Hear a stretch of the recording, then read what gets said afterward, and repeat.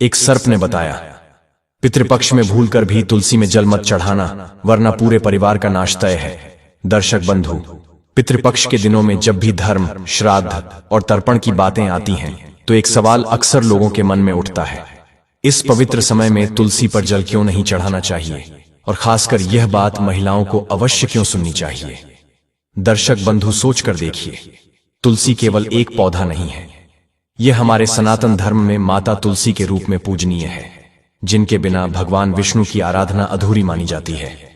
हर रोज हम तुलसी को जल अर्पित करते हैं, उसकी परिक्रमा करते हैं और अपने घर आंगन को पवित्र करते हैं। परंतु जब पितृपक्ष का समय आता है, तब यही नियम बदल जाते हैं। क्यों? क्या कारण है कि जो तुलसी हमें हर दिन पुण्य देती है, वही तुलसी पितृपक्ष में जल अर्पण करने से अपवित्र मानी जाती है। महिलाएं, जिन्हें तुलसी की सेवा का सबसे बड़ा अधिकार मिला है, उन्हें यह नियम और भी गहराई से समझना चाहिए, क्योंकि पितृपक्ष में किए गए कर्म केवल हमें ही नहीं, हमारे पूरे वंश, हमारी आने वाली पीढ़ियों को प्रभावित करते हैं। ऐसे में अगर अनजाने में भी हमसे कोई भूल हो जाए, तो उसके परिणाम केवल हमारे जीवन तक सीमित नहीं रहते। कल्पना कीजिए, यह समय केवल हमारे पूर्वजों को जल देने का ही नहीं, बल्कि उनके साथ एक अदृश्य संवाद करने का समय है। और ऐसे पावन अवसर पर यदि तुलसी के साथ कोई ऐसा कर्म हो जाए जो शास्त्र विरोधी है, तो वह संवाद बाधित हो जाता है। यही कारण है कि आर्षि मुनियों ने स्पष्ट कहा है कि पितृपक्ष में तुलसी पर जल नहीं चढ़ाना चाहिए। अब यह प्रश्न और गहराता है, आखिर तुलसी माता को जल अर्पित करना क्यों वर्जित है? क्या इसके पीछे कोई श्राप जुड़ा है या फिर कोई गहरी आध्यात्मिक व्याख्या है? क्या तुलसी माता इस काल में किसी विशेष अवस्था में रहती है? और जब शास्त्र कहते हैं कि तुलसी का हर पत्ता भगवान को प्रिय है, तब पितृपक्ष में यह नियम क्यों बदल जाता है? दर्शक बंधु, इन प्रश्नों के उत्तर केवल परंपरा या अंधविश्वास में नहीं, बल्कि धर्म शास्त्रों की गहराइयों में छिपे हैं, और इन्हें समझना हम सबका कर्तव्य है, खासकर महिलाओं का, क्योंकि उनके द्वारा किया गया हर छोटा सा कर्म पूरे परिवार पर असर डालता है। तो आइए इस रहस्य से पर्दा उठाते हैं और जानते हैं कि आखिर पितृपक्ष के इन पावन दिनों में तुलसी पर जल अर्पित करना क्यों निषिद्ध है। लेकिन दर्शक बंधु, आगे बढ़ने से पहले आपको एक अत्यंत गंभीर बात बता दूं, जो सीधे सीधे पितृपक्ष से जुड़ी है। हमारे प्राचीन धर्म ग्रंथ गरुड़ पुराण में स्पष्ट कहा गया है कि कोई भी कथा हो, कोई भी तर्पण हो या कोई भी कर्मकांड हो, यदि उसे अधूरा छोड़ दिया जाए, तो वह केवल पुण्य से वंचित होना नहीं है, बल्कि पाप की श्रेणी में आता है। क्योंकि जैसे अधूरी कथा मन में संदेह और भ्रम छोड़ देती है, वैसे ही अधूरा श्राद्ध या अधूरी विधि हमारे पितरों की आत्माओं को असंतुष्ट कर देती है। और जब पितृ असंतुष्ट होते हैं, तो उनका आशीर्वाद मिलने के स्थान पर हमें उनके रुष्ट होने का भार उठाना पड़ता है। इसीलिए आपसे विनम्र निवेदन है कि आज की इस कथा को अंत तक अवश्य सुनें। यह केवल एक कहानी नहीं है, बल्कि पितृपक्ष के पावन अवसर पर आपके जीवन का दर्पण है, जिसमें आप अपने कर्मों का प्रतिबिंब देख पाएंगे। संभव है कि इस कथा का कोई एक शब्द, कोई एक प्रसंग आपको पितृदोष से बचा ले, आपके जीवन की दिशा बदल दे और आपके कुल को भी पितरों का आशीर्वाद दिला दे। और यदि आप एक सच्चे सनातनी हैं, तो यह आपका धर्म भी है कि इस पवित्र संदेश को अपने तक सीमित ना रखें, इसे अपने मित्रों, परिवार और समाज तक पहुंचाएं। इसलिए इस वीडियो को लाइक करें, शेयर करें, हमारे चैनल को सब्सक्राइब करें और बेल आइकन दबाना ना भूलें। और हां, अपने पितरों और प्रभु श्री राम के प्रति श्रद्धा प्रकट करने के लिए कमेंट में जय श्री राम और जय पितृदेव अवश्य लिखें। तो चलिए श्रद्धा और विश्वास के साथ इस पितृपक्ष की पावन कथा की शुरुआत करते हैं। बहुत समय पहले की बात है। किसी राज्य में एक ऐसा राजा रहता था जो अपनी प्रजा पर बहुत अत्याचार करता था। वह लोगों से तरह तरह के कर वसूलता, उनकी मेहनत की कमाई छीन लेता और सोना, चांदी और कीमती रत्नों का ढेर लगाता चला जाता। उसके पास इतनी दौलत जमा हो गई थी कि अब उसे खुद समझ नहीं आता था कि इस दौलत का क्या करें। एक दिन उसने अपने राज्य के सबसे अच्छे कारीगरों को राजमहल में बुलाया। बड़े बड़े कलाकार, सुनार, मूर्तियां बनाने वाले सब उसके सामने खड़े थे। राजा ने आदेश दिया कि एक बहुत बड़ा पेड़ बनाओ, जिसे देखकर लोग हैरान रह जाएं। पेड़ का तना हीरे का होगा, उसकी शाखाएं लाल मणियों से बनाई जाएंगी, पत्तियां चमकदार पन्ने की होंगी और फल असली मोतियों से बनाए जाएंगे। और पत्तियां इतनी घनी होनी चाहिए कि सूरज की एक भी किरण उनके बीच से न निकल सके। राजा की यह बात सुनकर पूरे राज्य में हलचल मच गई। लोग डर गए थे। सबके चेहरों पर डर साफ दिख रहा था। लोग कहने लगे, जब तक यह पेड़ तैयार होगा तब तक राजा हमारी आखिरी कमाई भी छीन लेगा। वह हमें भूखा प्यासा मार डालेगा। लेकिन राजा के दरबार में किसी को उसकी बात पर सवाल करने की हिम्मत नहीं थी। जो भी उसके खिलाफ बोलता उसे बहुत बड़ी सजा दी जाती। किसी की गर्दन कटवा दी जाती तो किसी को जिंदा जमीन में गाड़ दिया जाता। इस तरह राजा ने सबकी आवाज हमेशा के लिए बंद कर दी। करीब 7 साल की मेहनत और ढेर सारी दौलत लगाने के बाद वह अनोखा पेड़ तैयार हुआ। पूरे राज्य में ऐसा पेड़ किसी ने नहीं देखा था। राजा ने कहा कि उसका सोने का पलंग उसी पेड़ के नीचे लगाया जाए। अब वह रोज रात को उसी पेड़ के नीचे सोता था। उसकी आंखों के ऊपर हीरे की टहनियां झूलती थीं। पन्ने की पत्तियों से हल्का अंधेरा उसके चेहरे पर आता और मोतियों जैसे फल चांदनी में चमकते। एक सुबह राजा की नींद खुली। उसकी आंखें अध खुली थीं कि उसने अपने गाल पर हल्की गर्मी महसूस की। गर्मी और रोशनी से अचानक उसकी आंखें पूरी खुल गईं। उसने ऊपर देखा, पेड़ की हरी पत्तियों के बीच एक छोटा सा छेद बन गया था। उस छेद से नीला आसमान दिख रहा था और सूरज की किरण सीधे उसके गाल पर पड़ रही थी। यह देखकर राजा गुस्से से लाल हो गया। वह जोर से बोला, किसी ने मेरे कीमती पेड़ की एक पत्ती चुरा ली है। जरूर कोई चोर रात में आया होगा। राजा ने तुरंत ऐलान किया, जो भी उस चोर को पकड़कर लाएगा उसे सिर से पांव तक सोने में तौल दिया जाएगा। राजा के खास मंत्री ने कहा, महाराज, अगर आज रात इस पेड़ के चारों ओर 40 हथियारबंद सिपाही खड़े कर दिए जाए तो कोई परिंदा भी पास नहीं आ सकेगा। चोर चाहे कितना भी चालाक हो, पकड़ा जाएगा। राजा को यह बात अच्छी लगी। उसने तुरंत आदेश दे दिया कि रात को 40 सिपाही पेड़ की रखवाली करें। सबके हाथों में तलवारें होनी चाहिए और आंखें खुली रहनी चाहिए। कोई भी हलचल नजरअंदाज नहीं होनी चाहिए। रात होते ही पेड़ की चारों ओर सुरक्षा लगा दी गई। सिपाही अपनी अपनी जगह खड़े हो गए। उनके हाथों में नंगी तलवारें थीं। आंखों में सतर्कता थी, जैसे हर हलचल पर उनकी नजर हो। धीरे धीरे रात और गहरी होती गई। ठंडी हवा पत्तियों से टकराकर हल्की आवाजें कर रही थी। मोतियों जैसे फल चांदनी में ऐसे चमक रहे थे जैसे तारे उतर आए हों। समय बीतता गया। जैसे जैसे रात आगे बढ़ी, सिपाहियों को नींद आने लगी। एक एक करके सब ऊँघने लगे। किसी की गर्दन झुक गई तो किसी की आंखें बंद हो गईं। थोड़ी ही देर में चारों ओर सन्नाटा छा गया। तलवारें हाथ में थीं, लेकिन अब पकड़ ढीली हो चुकी थी। सुबह की हल्की रोशनी जब राजा के चेहरे पर पड़ी तो उसकी नींद खुली। उसने आदत से ऊपर देखा।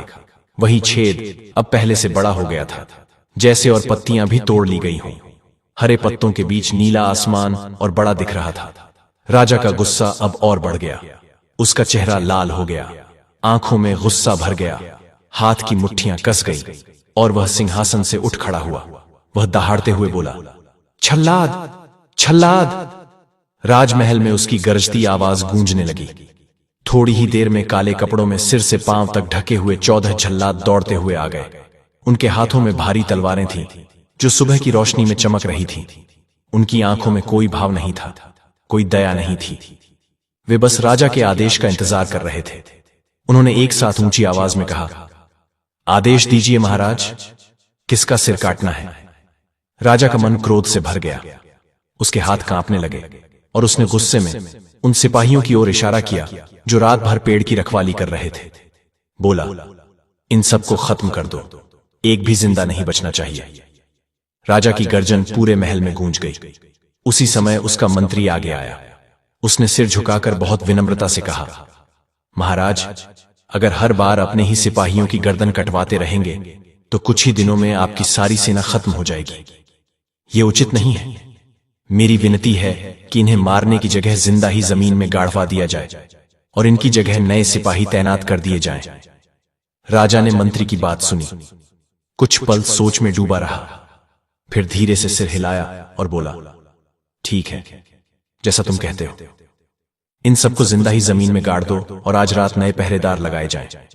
इस बार अगर किसी ने मेरी दौलत की ओर भी देखा तो उसे दुनिया से मिटा दूंगा। राजा की यह आज्ञा सुनकर सिपाहियों के चेहरों पर डर की लहर दौड़ गई। ऐसा लग रहा था जैसे मौत अब उनसे बस एक सांस की दूरी पर है। उन 40 सिपाहियों को जिंदा ही जमीन में गाड़ दिया गया। किसी ने चीख तक नहीं मारी, क्योंकि राजा का डर उनके प्राणों से भी बड़ा हो चुका था। महल के भीतर एक भयानक सन्नाटा छा गया, लेकिन तभी उस खामोशी को एक आवाज ने तोड़ा। वह आवाज थी सबसे बड़े राजकुमार की। वह आगे आया, पिता के सामने सिर झुकाया और बोला, पिताजी, अगर आपकी आज्ञा हो तो आज रात पेड़ की रखवाली मैं करूं।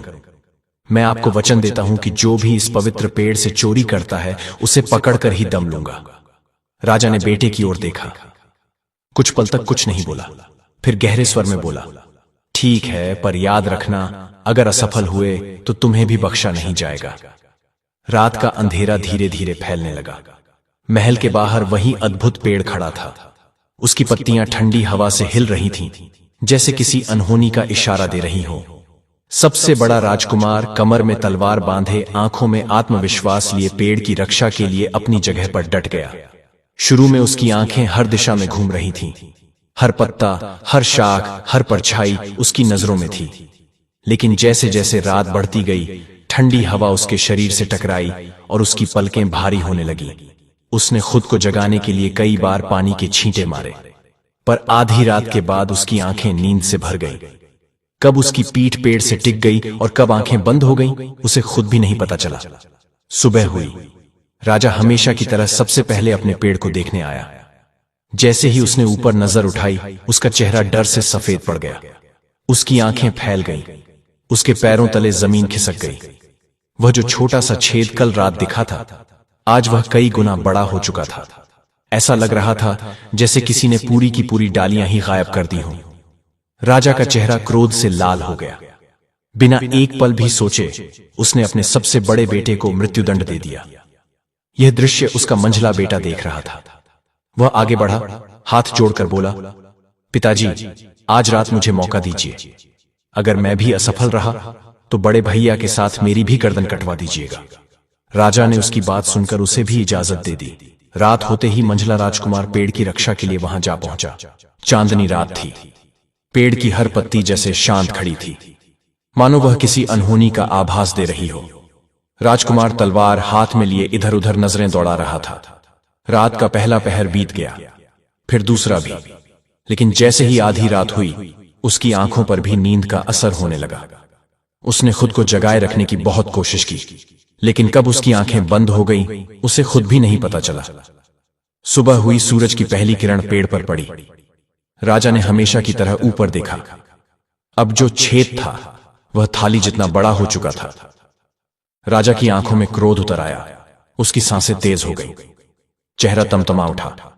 ऐसा लग रहा था जैसे गले में कोई भारी चीज अटक गई हो, जो ना निगल पा रहा हो, ना उगल पा रहा हो।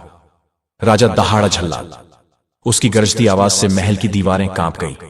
कुछ ही पलों में झल्लात तलवारें लिए दौड़ते हुए आ गए।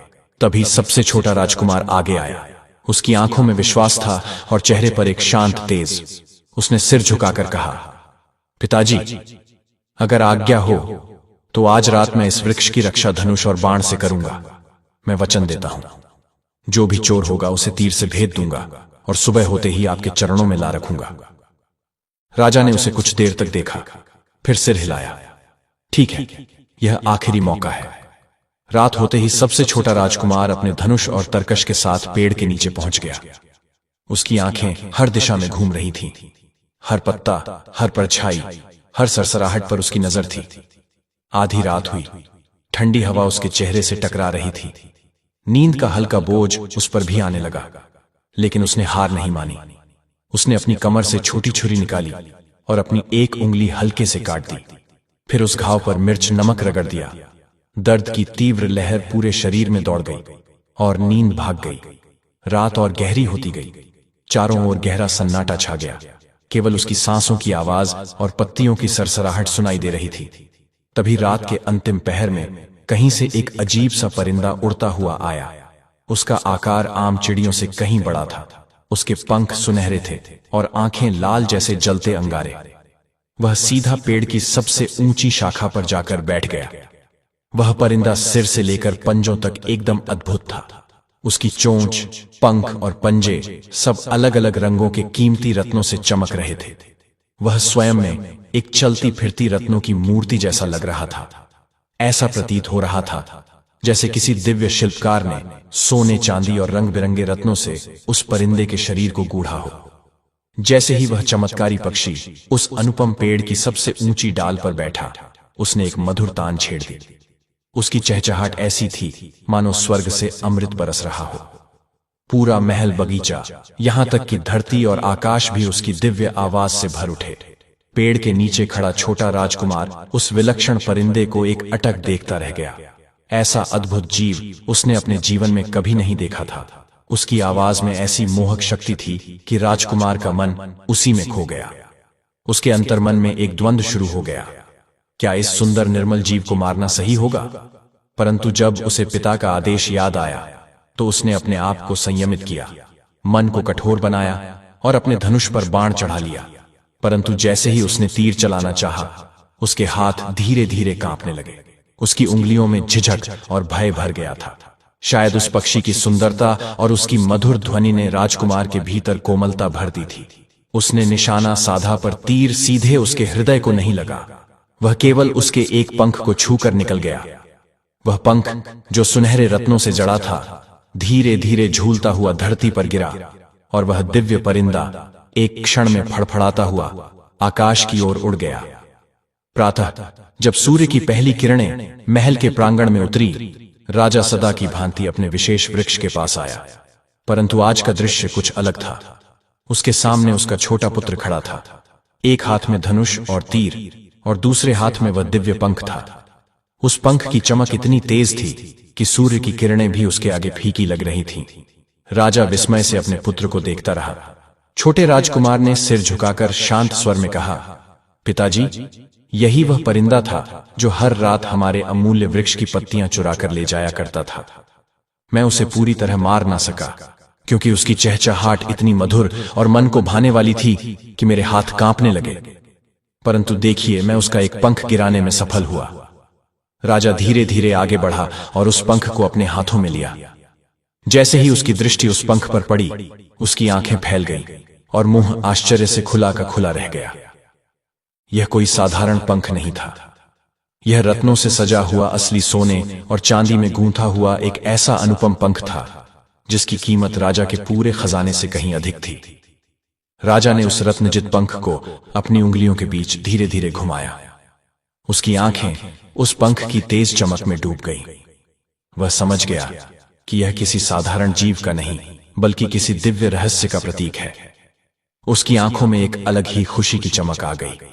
उसने सोचा, इतनी बहुमूल्य संपत्ति, इतना रत्न और सोना तो वह 7 वर्षों में भी अपने पूरे राज्य से कर वसूल करके नहीं जुटा सका था। वह सब इस एक पंख में समाया हुआ था। राजा आनंदित हो उठा। उसने तुरंत आदेश दिया, जो सैनिक जिंदा जमीन में गाड़े गए थे उन्हें बाहर निकाला जाए और रिहा कर दिया जाए। उसने अपने दोनों बड़े पुत्रों को भी क्षमा कर दिया। उसी दिन पूरे राज्य में एक ऐलान हुआ, जो कोई भी उस दिव्य परिंदे को पकड़कर मेरे सामने लाएगा, उसे मैं अपना उत्तराधिकारी बनाऊंगा। वह मेरे साथ राज्य सिंहासन पर बैठेगा और मेरे साथ राज्य करेगा। लेकिन यदि कोई भी उस परिंदे को पकड़कर नहीं ला सका, तो मैं इस नगर को आग के हवाले कर दूंगा। राजा की यह वाणी पूरे महल में गूंज उठी। दरबार में खड़े दोनों बड़े राजकुमारों ने सीने पर हाथ रखा, सिर झुकाया और बोले, पिताजी, यदि आपकी आज्ञा हो तो यह कार्य हम पूरा करेंगे। हम उस परिंदे को पकड़कर आपके चरणों में लाएंगे। राजा ने सहमति में सिर हिलाया। दोनों राजकुमारों ने अपने राजसी वस्त्र उतारे और साधारण व्यापारियों जैसे वस्त्र धारण किए। उन्होंने तलवारें कमर में खोसी, जरूरी सामान बांधा और अपने घोड़ों पर सवार होकर नगर से बाहर निकल गए। 3 दिन बीत गए, लेकिन उनका कोई समाचार नहीं आया। उधर महल में बैठे छोटे राजकुमार का मन बहुत व्याकुल हो रहा था। उसके हृदय में विचार आया, मेरे दोनों भाई उस अद्भुत परिंदे को शायद पकड़ ना सकें, और यदि वे असफल हुए तो पिता सचमुच नगर को अग्नि में भस्म कर देंगे। उसके मन में सेवा का भाव उमड़ा। वह बिना देर किए अपने पिता के पास गया। सिर झुकाकर बोला, पिताजी, कृपा करके मुझे भी आज्ञा दें। मैं भी आपकी सेवा करना चाहता हूं। मेरी इच्छा है कि मैं उस दिव्य परिंदे को आपके सामने लाकर रखूं। आप आज्ञा दें या ना दें, मैं तो निकल ही पड़ूंगा। राजा अपने सबसे छोटे पुत्र को खोना नहीं चाहता था, परंतु उसके संकल्प और श्रद्धा के आगे झुकना पड़ा। उसने भारी मन से अनुमति दी। छोटे राजकुमार ने अपनी तलवार संभाली, घोड़े पर सवार हुआ और आशीर्वाद लेकर नगर से बाहर निकल पड़ा। उसका घोड़ा हवा से बातें करता हुआ दौड़ रहा था। सप्ताह का अंत आते आते वह अपने दोनों भाइयों के पास पहुंच गया। अब तीनों भाई एक साथ यात्रा पर चल पड़े। वे ऊंचे रास्तों और घने जंगलों से होकर गुजरते रहे। कभी झरनों की मधुर आवाज सुनते तो कभी खुली घाटियों में सूर्य की किरणों में नहाए वृक्षों को देखते। रास्ता कठिन था, लेकिन उनके हृदयों में उस चमत्कारी परिंदे को पकड़ने की जिद और श्रद्धा थी। चलते चलते वे एक सुनसान स्थान पर पहुंचे, जहां से 3 अलग अलग रास्ते आगे जा रहे थे। चारों ओर सन्नाटा था, बस सूखे पत्तों की सरसराहट सुनाई दे रही थी। वहां 3 बड़े पत्थर रखे थे। पहले पत्थर पर लिखा था, जो इस मार्ग पर जाएगा वह अवश्य लौटेगा। दूसरे पर लिखा था, जो इस रास्ते पर चलेगा उसे बड़े संकटों का सामना करना पड़ेगा। तीसरे पर लिखा था, जो इस मार्ग पर जाएगा वह कभी लौट कर नहीं आएगा। सबसे बड़े भाई ने पहले रास्ते को चुना, मंझले भाई ने दूसरा मार्ग लिया और सबसे छोटे भाई के भाग्य में तीसरा रास्ता आया। वही रास्ता जिसके पत्थर पर लिखा था कि वह कभी लौट कर नहीं आएगा। मंझला भाई कुछ ही दूर चला था कि उसके मन में भय समा गया। घने जंगल की खामोशी, सूखे पत्तों की चरमराहट और रह रहकर आती अनजानी आवाजें उसके साहस को तोड़ने लगी। वह डर के मारे रुक गया और लौटकर बड़े भाई से जा मिला। अब दोनों एक साथ चलने लगे। चलते चलते वे एक अजनबी नगर में पहुंचे। वहां की गलियां चहल पहल से भरी थीं, परंतु दोनों भाइयों के चेहरों पर ना कोई उत्साह था, ना ही मंजिल का भाव। उन्होंने अपने घोड़ों को एक पेड़ से बांधा और एक छोटी दुकान पर जाकर बैठ गए। गर्मी के कारण चेहरों पर पसीना छलक रहा था। उन्होंने दुकान से दही मंगाया और सड़क किनारे बैठकर खाया।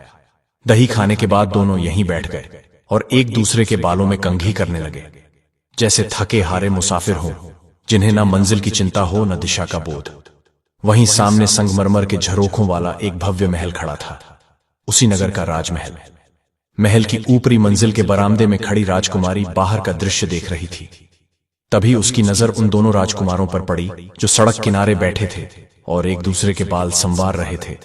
राजकुमारी का मुख क्रोध से लाल हो गया। उसे यह व्यवहार अशोभनीय और अनुचित लगा कि कोई अजनबी राजकुमार उसके महल के सामने इस प्रकार बैठे हों। उसने गुस्से में अपने हाथ में रखा आधा खाया हुआ सेब उन दोनों की ओर उछाल दिया। वह सेब हवा में घूमता हुआ सीधे बड़े भाई के सिर पर जा लगा। बड़ा भाई चौंक गया और ऊपर देखने लगा। जब उसकी नजर महल की ऊपरी छत पर खड़ी उस सुंदर राजकुमारी पर पड़ी तो उसका हृदय जैसे एक क्षण को रुक गया। उसकी आंखों में एक विशेष चमक आ गई। उसने मन ही मन सोचा, शायद इस राजकुमारी को मुझसे प्रेम हो गया है, तभी तो उसने अपने हाथों से मेरे लिए सेब फेंका है। यह सोचकर दोनों भाई वहीं बैठे रहे, यह आशा करते हुए कि शायद राजकुमारी फिर कोई संकेत दे। संध्या होते होते महल की एक सेविका उनके पास आई। उसकी आवाज में कठोरता थी। उसने कहा, तुम दोनों यहां क्यों बैठे हो? यहां से तुरंत चले जाओ। राजकुमारी को यह सब पसंद नहीं है। यदि समय रहते नहीं हटे तो राजकुमारी क्रोध में आकर सिपाहियों से तुम्हारी गर्दन कटवा देंगी। यह सुनते ही दोनों भाइयों के होश उड़ गए। वे भयभीत होकर वहां से भाग खड़े हुए। अब वे उसी नगर में रहने लगे, लेकिन उनके पास न कोई काम था, न कोई कला। जो थोड़ा बहुत धन उनके पास था वह भी कुछ ही दिनों में समाप्त हो गया। अब हालत ऐसी हो गई कि उन्हें रातें खुले आसमान के नीचे सड़क किनारे बितानी पड़ी। अंततः भूख और जरूरत ने उन्हें कार्य करने पर विवश कर दिया। बड़ा भाई एक चाय की दुकान में काम करने लगा, जहां उसका कार्य था ग्राहकों को चाय और नाश्ता देना। मंझला भाई एक तंदूर वाले के यहां काम करने लगा, जहां वह जलते चूल्हे में लकड़ियां डालता और रोटियां सेकने में सहायता करता। अब चलें उस छोटे भाई की ओर, जिसने बिना रुके अपना मार्ग जारी रखा। वह दिन रात चलता रहा, कभी घने जंगलों से गुजरता, कभी तेज बहती नदी को पार करता, तो कभी तपते रेगिस्तान में अपने घोड़े के खुरों के निशान छोड़ता। ऊंचे 6 पर्वतों की पगडंडियों पर चलते हुए उसने कई बार अपनी जान जोखिम में डाली, लेकिन उसकी आस्था और हिम्मत में कोई कमी नहीं आई। उसके पास जो थोड़ा बहुत भोजन था वह भी समाप्त हो गया। अब उसके पास केवल एक सूखी रोटी बची थी। भूख से व्याकुल होते हुए भी उसने साहस नहीं छोड़ा। अंततः कई दिनों की यात्रा के बाद वह एक सुंदर स्थान पर पहुंचा। वहां एक स्वच्छ नीले जल का झरना बह रहा था, जिसके जल में तलहटी के पत्थर तक दिखाई दे रहे थे। ठंडी हवा और जल की फुहार से वातावरण में शांति और ताजगी भर रही थी। झरने के किनारे एक विशाल छायादार चिनार का वृक्ष था। राजकुमार ने अपने थके हुए घोड़े को उस पेड़ से बांधा और स्वयं झरने के किनारे बैठ गया। उसने अपने झोले से वह एकमात्र सूखी रोटी निकाली और उसे झरने के शीतल जल में भिगोने लगा। जैसे ही उसने रोटी को पानी में डाला, उसकी दृष्टि अचानक एक ओर गई, जहां से मिट्टी का गुब्बार उठ रहा था। पहले तो वह समझ नहीं पाया कि यह क्या है, लेकिन जब धूल का गुब्बार थोड़ा शांत हुआ तो उसने देखा एक विशाल लंगूर बिजली की गति से उसकी ओर दौड़ा चला आ रहा है। राजकुमार डर गया। उसने जल्दी से अपनी रोटी वहीं छोड़ दी और डर के मारे पास ही खड़े चिनार के पेड़ पर चढ़ गया। लंगूर दौड़ता हुआ आया और भूखे भेड़िए की तरह रोटी पर टूट पड़ा। कुछ ही पलों में रोटी उसके पेट में समा गई। राजकुमार पेड़ की ऊंची शाखा पर बैठा था। भय के कारण उसकी सांसें तेज चलने लगी। तभी लंगूर ने ऊपर देखा और साफ इंसानी आवाज में बोला, अरे ओ इंसान, नीचे आ जाओ। राजकुमार का कलेजा कांप गया। उसने सोचा, यह लंगूर तो अब मुझे भी खा जाएगा। वह और ऊंची शाखा पर चढ़ गया। नीचे लंगूर भी एक मोटी शाखा पर चढ़ गया और फिर बोला, अरे इंसान, नीचे आ जाओ। यह वह जगह है जहां अगर आदमी चले तो उसके पैर जल जाए और अगर कोई परिंदा उड़ जाए तो उसके पंख झुलस जाए। ऐसे खतरनाक इलाके में तुम क्यों भटक आए हो? राजकुमार समझ नहीं पा रहा था कि वह इस लंगूर पर विश्वास करे या नहीं, लेकिन थक हार कर वह धीरे धीरे नीचे उतर आया। जैसे ही वह नीचे पहुंचा, लंगूर ने उसे ध्यान से देखा और पूछा, अब बताओ यहां क्यों आए हो? राजकुमार ने गहरी सांस ली और अपनी पूरी कथा उसे सुना दी। अपने पिता का आदेश, 3 रास्ते, भाइयों का भय और वह चमत्कारी बुलबुल जिसकी खोज उसे इस दूरस्थ मार्ग पर ले आई थी। उसकी वाणी में थकान और उदासी समा गई। उसने कहा, अगर मैं उस बुलबुल को नहीं ढूंढ पाया तो मेरे पिता पूरे नगर को आग के हवाले कर देंगे। सब कुछ नष्ट हो जाएगा। लंगूर थोड़ी देर चुप रहा, फिर बोला, कहते हैं जिसने तुम्हें एक बार भोजन दिया हो उसे 40 बार झुककर प्रणाम करना चाहिए। काश मैंने तुम्हारी वह रोटी ना खाई होती, लेकिन अब जब खा ही ली है तो तुम्हारा यह आरण चुकाना मेरा कर्तव्य है। चलो घोड़े पर सवार हो जाओ। यदि किस्मत ने साथ दिया तो हम दोनों मिलकर उस बुलबुल को खोज निकालेंगे और तुम्हारे नगर को विनाश से बचा लेंगे। राजकुमार घोड़े पर चढ़ गया। लंगूर उसकी बगल में चलने लगा। एक मनुष्य और एक वाणी वाले लंगूर दोनों एक ही उद्देश्य के लिए चल पड़े। उनका यह अनोखा, भक्तिपूर्ण और रहस्यमय सफर अब शुरू हो चुका था। चलते चलते वे एक सुंदर बाग के सामने पहुंचे। वह बाग ऊंची ऊंची मजबूत दीवारों से घिरा था। दीवारें इतनी ऊंची थीं कि उनकी छोटी तक नजर ले जाना भी कठिन था। घोड़े से उतरकर लंगूर ने शांत भाव से कहा, सुनो, मैं इस दीवार के नीचे एक सुरंग बनाऊंगा जो हमें अंदर तक ले जाएगी। तुम 5 दिन यहीं रुको। यदि 5वें दिन मैं लौट आया तो समझना रास्ता मिल गया, और यदि मैं ना लौटा तो तुम अपने राज्य लौट जाना। राजकुमार ने श्रद्धा से सिर हिलाया और वहीं एक पेड़ के नीचे बैठ गया। लंगूर अपने तेज नुकीले पंजों से धरती को खोदने लगा। मिट्टी के ढेर लगते गए और सुरंग गहरी होती चली गई। 5 दिन बीत गए। राजकुमार हर क्षण लंगूर की प्रतीक्षा करता रहा। 6ठे दिन जब सूरज की पहली किरण धरती पर पड़ी, लंगूर थकावट भरे कदमों से लौटा। उसकी आंखों में थकान थी, लेकिन चेहरे पर विजय की चमक स्पष्ट दिख रही थी।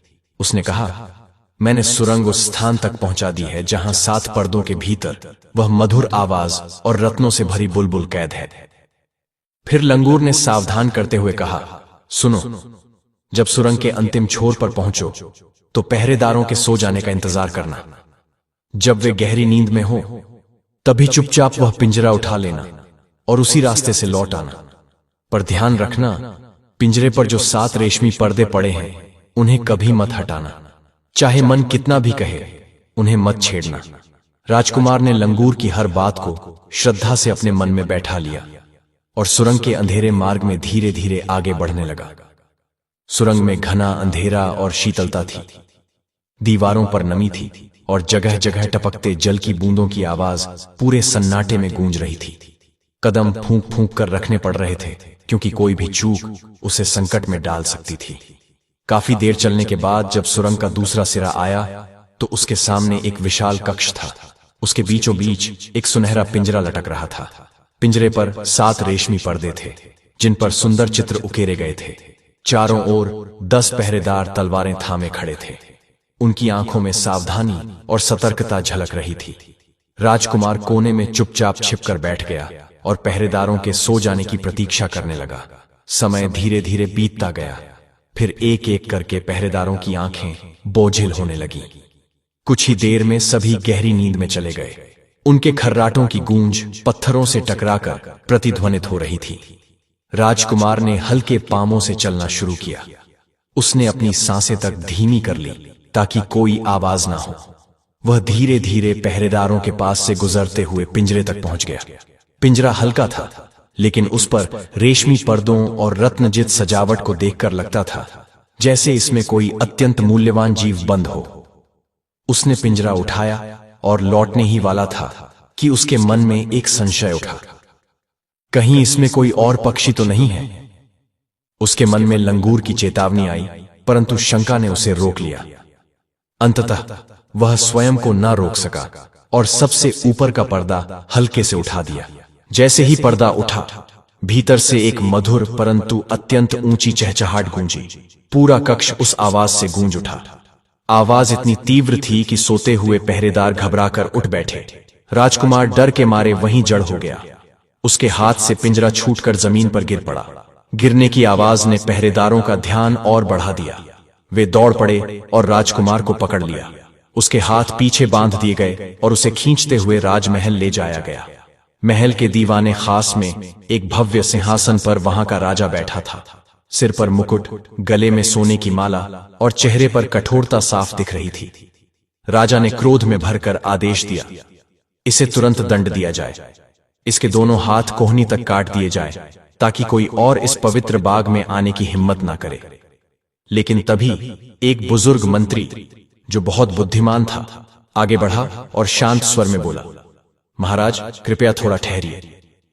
इतनी जल्दी दंड देना न्यायोचित नहीं होगा। पहले इस युवक से यह तो पूछ लीजिए कि वह इस दिव्य परिंदे को लेने क्यों आया था।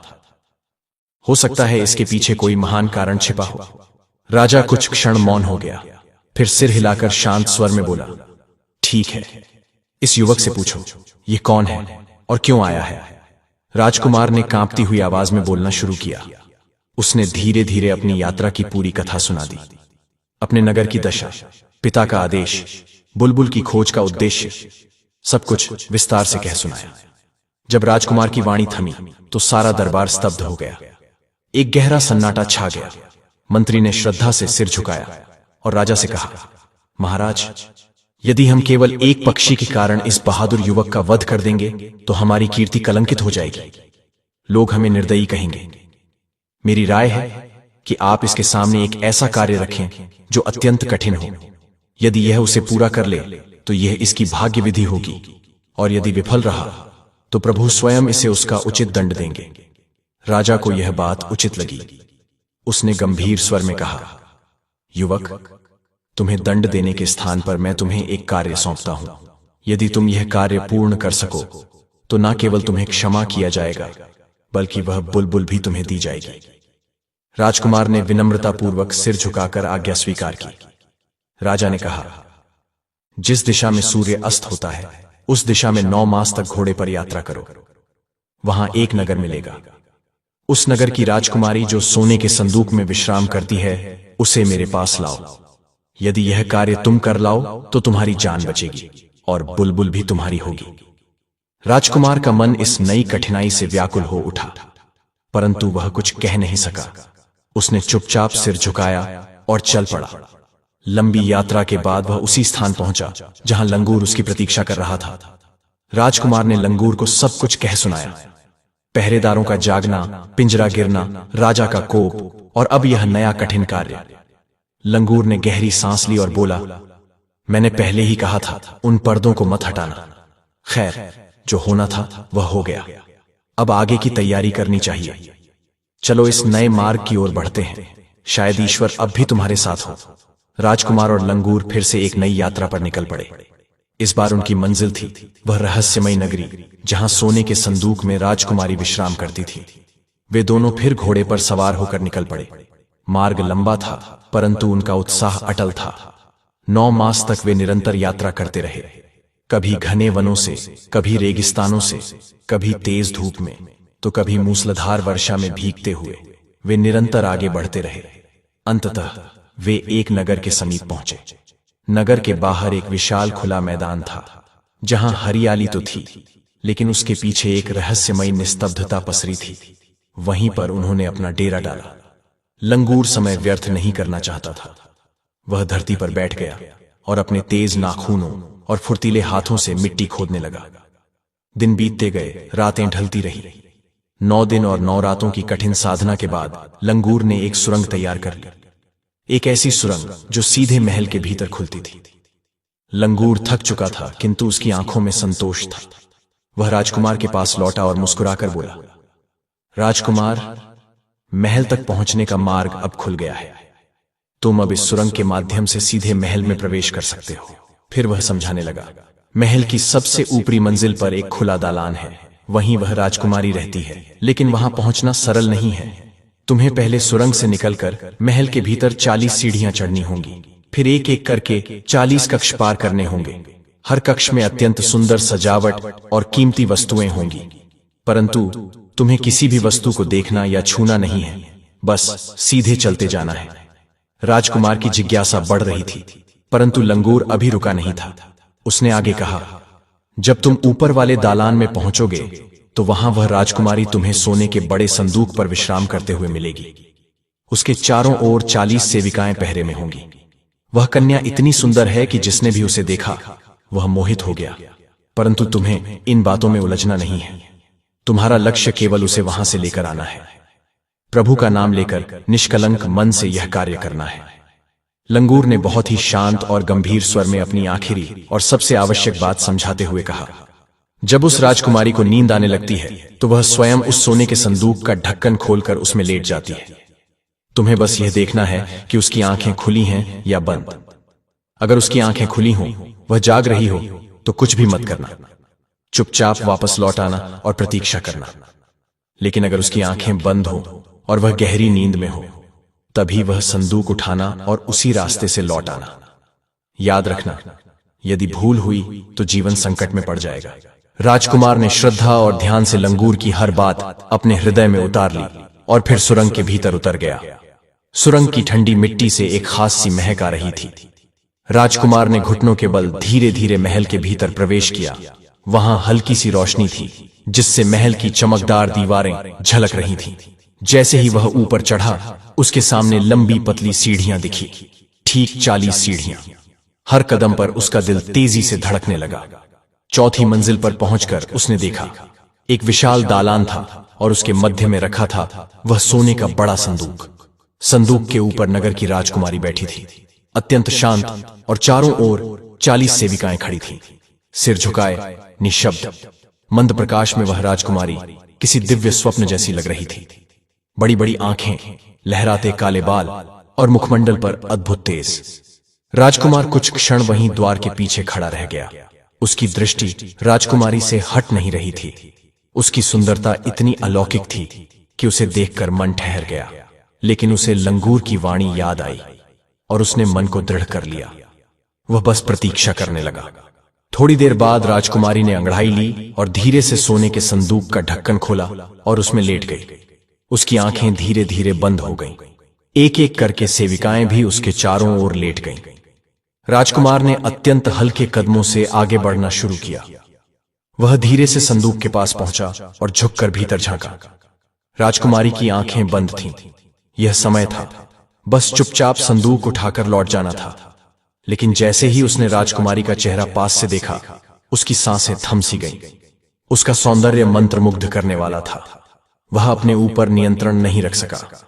वह लंगूर की सारी हिदायतें भूल गया और धीरे से झुककर राजकुमारी के मुख के समीप आ गया। उसकी सांसों की गर्माहट जैसे ही राजकुमारी के चेहरे से टकराई, राजकुमारी की भौहें हिली और उसकी आंखें अचानक खुल गईं। उसने तीव्र स्वर में पूछा, तुम कौन हो? यहां कैसे आए? उसकी आवाज सुनते ही चारों ओर लेटी सेविकाएं जाग उठी। बिना विलंब किए उन्होंने राजकुमार को पकड़ लिया। हाथ बांधे गए और उसे घसीटते हुए महल के दरबार में ले जाया गया। दरबार में पहुंचते ही वहां का राजा सिंहासन पर विराजमान था। उसके माथे की रेखाएं तनी थीं, आंखों में अग्नि थी। वह गरजते हुए बोला, इस दुस्साहसी को तुरंत मृत्युदंड दिया जाए। राजा की यह वाणी सुनकर पूरा दरबार निशब्द हो गया। तभी प्रधानमंत्री, जो वृद्ध और अत्यंत ज्ञानी था, आगे बढ़ा और विनम्र स्वर में बोला, महाराज, यदि हम इसे अभी मार देंगे तो भोर होने से पहले ही यह बात पूरे नगर में फैल जाएगी। फिर हमारे राज्य की मर्यादा और प्रतिष्ठा पर प्रश्न उठेंगे। सब कहेंगे कि कोई अजनबी राजमहल में घुस आया और राजकुमारी तक पहुंच गया। मेरी सलाह है, इसे कोई ऐसा कार्य सौंपा जाए जो असंभव हो। यदि यह पूरा कर सका तो समझिए विधाता की इच्छा थी, और यदि नहीं कर पाया तो यह अपने आप ही मृत्यु को प्राप्त होगा। राजा को यह बात उचित लगी। उसने कुछ समय विचार किया और फिर सहमति में सिर हिलाकर राजकुमार की ओर देखा।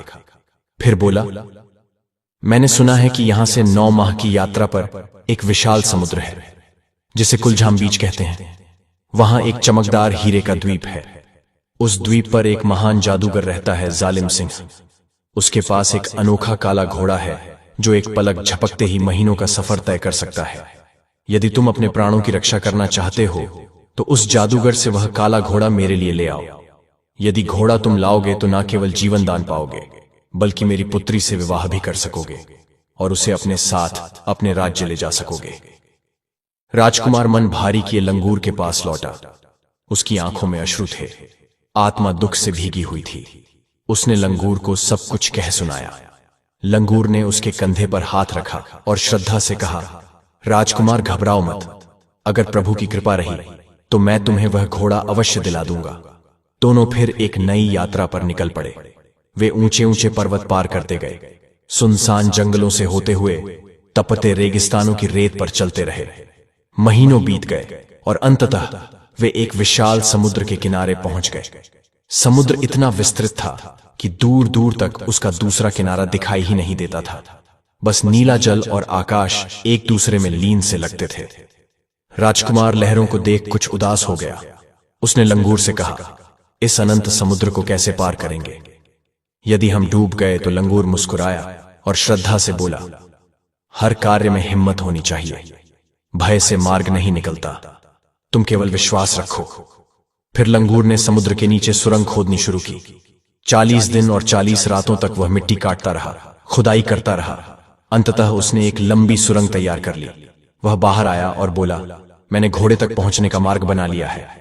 अब तुम सुरंग के अंतिम सिरे पर जाकर वहां से अपना सिर बाहर निकालना। जैसे ही घोड़ा तुम्हें देखेगा वह बेचैनी से हिनहिनाने लगेगा। उसकी आवाज सुनकर जादूगर जाग जाएगा और बाहर आकर उसे चाबुक मारेगा। फिर लंगूर ने गंभीरता से आगे कहा, पहली बार वह एक चाबुक मारेगा और वापस चला जाएगा। फिर तुम दोबारा सिर बाहर निकालना। घोड़ा फिर हिनहिनाएगा। जादूगर फिर आएगा और घोड़े को दूसरी बार चाबुक मारेगा। उसके बाद जैसे ही वह भीतर जाए तुम तुरंत बाहर निकल आना और इस किशमिश से भरे थैले को घोड़े के मुख में डाल देना और कहना, बेचारा काली अबाबील कब तक इस जादूगर की मार सहायता रहेगा। इतना कहकर तुरंत घोड़े पर बैठ जाना। लगाम और जीन की चिंता मत करना, बस जितनी जल्दी हो सके वहां से निकल जाना। इस बार राजकुमार ने लंगूर की हर बात बहुत श्रद्धा और एकाग्रता से सुनी और अपने हृदय में बसा ली। फिर वह सुरंग के भीतर गया और धीरे धीरे सरकता हुआ उस सिरे तक पहुंचा जहां से सिर बाहर निकालना था। जैसे ही उसने सिर बाहर निकाला, सामने एक तेजी से चमकता हुआ काले रंग का घोड़ा खड़ा था। उसकी आंखों में एक अजीब सी व्याकुलता थी। उसने अपने कान खड़े किए, काली लंबी पूंछ हवा में लहराई और जोर जोर से हिनहिनाने लगा। घोड़े की आवाज सुनते ही जादूगर जाग गया। जादूगर का शरीर इतना विशाल था कि लगता था कोई पर्वत चलकर आ गया हो। उसका सिर किसी पुरानी मीनार की छोटी जैसा कंधे, किसी वटवृक्ष के तनों जैसे मुख, गहरे अंधकारमय गुफा सा, और आंखें सूजी हुई मानो कोई बोरा फटने को हो। नाक तंदूर जैसी लाल और चौड़ी और पूरा शरीर जैसे किसी गजराज का। वह बाहर आया और घोड़े पर चाबुक जमाते हुए बोला, अरे अभागे, तुझे अब क्या दिखाई दिया? कौन पागल इस वीराने में आ सकता है? यहां तो परिंदा भी उड़ता है तो उसके पंख जल जाते हैं, और मनुष्य चले तो उसके पांव गल जाते हैं। इतना कहकर वह फिर अंदर चला गया। राजकुमार ने वैसा ही किया जैसा लंगूर ने बताया था। उसने फिर सिर बाहर निकाला। घोड़ा फिर बेचैनी से हिनहिनाने लगा। जादूगर दूसरी बार आया और घोड़े को फिर से चाबुक मारा। फिर वह भुनभुनाता हुआ भीतर लौट गया। तीसरी बार जब राजकुमार ने धीरे से सिर बाहर निकाला, घोड़ा फिर अधीरता में हिनहिनाने लगा। जादूगर इस बार और भी अधिक क्रोध में बाहर आया। उसका चेहरा तमतमाया हुआ था। उसने घोड़े की गर्दन पकड़ ली और झकझोरते हुए गरज पड़ा। तुझे क्या हो गया है? आखिर किस इंसान की गंध सूंघ ली तूने? कौन है वह? कहां छिपा है? चाहे वह आकाश में हो या धरती के नीचे, मुझसे बच नहीं सकता। उसे पकड़कर कच्चा चबा जाऊंगा, निगल जाऊंगा। यह कहते कहते जादूगर ने घोड़े की पीठ पर एक जोरदार कूड़ा मारा और पैर पटकता हुआ क्रोध में वापस चला गया। उसके जाते ही राजकुमार ने बिना समय गंवाए फुर्ती से सुरंग से बाहर कदम रखा। वह झटपट घोड़े के पास पहुंचा और किशमिश से भरा थैला उसके मुख के सामने टांग दिया। फिर श्रद्धा से उसके सिर पर हाथ फेरते हुए बोला, हे मेरे मित्र, कब तक इस जादूगर की मार सहते रहोगे? कब तक उसकी क्रूरता से पीड़ित रहोगे? इतना कहकर राजकुमार झट से घोड़े की पीठ पर चढ़ गया और उसकी गर्दन को धीरे से ठपठपाया। घोड़े ने अपनी गर्दन झटका और तभी कुछ ऐसा हुआ जिसे देख राजकुमार की आंखें विस्मय से फैल गईं। घोड़े के दोनों ओर विशाल काले पंख निकल आए जैसे कोई दिव्य पक्षी हो। अगले ही क्षण वह घोड़ा धरती से ऊपर उठा और आकाश की ओर उड़ चला। जैसे ही वह आकाश में पहुंचा, उसके खुरों के नीचे से बिजली जैसी एक चमकती रेखा निकली जो सीधी जाकर जादूगर के माथे से जा टकराई। इस झटके से जादूगर हड़बड़ाकर बिस्तर से उठा। उसने ऊपर देखा। उसका घोड़ा आकाश में उड़ता जा रहा था। वह दहाड़ते हुए चिल्लाया, रुक जा, रुक जा, और अपने लंबे हाथ फैलाकर पूरे वेग से समुद्र की ओर दौड़ पड़ा। वह इतने पास आ गया कि उसके हाथ घोड़े की पूंछ को छूने ही वाले थे। तभी उड़ते घोड़े ने अपनी पिछली टांगों से इतनी तीव्र लात मारी कि जादूगर का चेहरा सड़े गले कपड़े की तरफ फट गया। वह चीखते हुए समुद्र में जा गिरा और लहरों में डूब गया। काली अबाबील नामक वह दिव्य घोड़ा जो हवा में उड़ सकता था, उसने 9 महीने की दूरी का सफर केवल 9 दिनों में पूरा कर लिया। जब राजकुमार अपने सफर के अंतिम छोर पर पहुंचा तो उसकी दृष्टि उसी नगर पर पड़ी जहां संदूक में सोने वाली राजकुमारी रहती थी। नगर के मुख्य द्वार के सामने एक पत्थर पर लंगूर बैठा था। वह दोनों हाथों से अखरोट तोड़कर बड़े आनंद से खा रहा था। राजकुमार ने जैसे ही लंगूर को देखा, वह घोड़े से उतरकर उसके पास पहुंचा। लंगूर ने मुस्कुराकर पूछा, अब क्या विचार है? राजकुमार ने उल्लास के साथ कहा, अब क्या? अब तो यह घोड़ा लेकर राजा के पास चलना है और इसके बदले राजकुमारी को साथ ले आना है। लंगूर हंसते हुए बोला, तुम भी अजीब हो। इतने अनमोल घोड़े को क्या यूं ही राजा को दे दोगे? सुनो मेरी बात, मैं अब भी एक कलाबाजी खाकर स्वयं घोड़े का रूप धारण कर लूंगा। फिर तुम दोनों घोड़ों को लेकर राजा के पास जाना और कहना महाराज की जय हो।